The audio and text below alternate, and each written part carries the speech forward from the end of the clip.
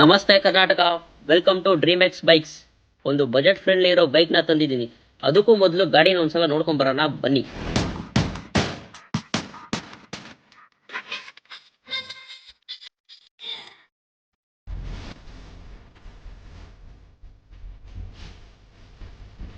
ಗಾಡಿ ಬಂದು Pulsar N160 ಇದೆ.